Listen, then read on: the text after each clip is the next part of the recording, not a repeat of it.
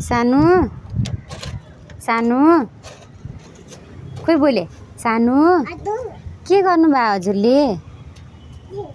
के गर्नुभयो हो त्यो सबै टिपेर राख्नुस् त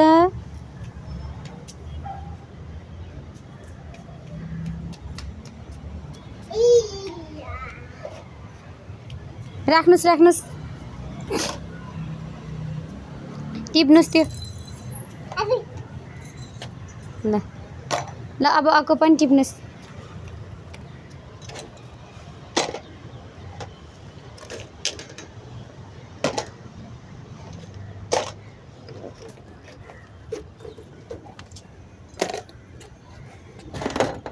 के गर्नु भएको के गर्नु भयो पेग राख्नु भयो हो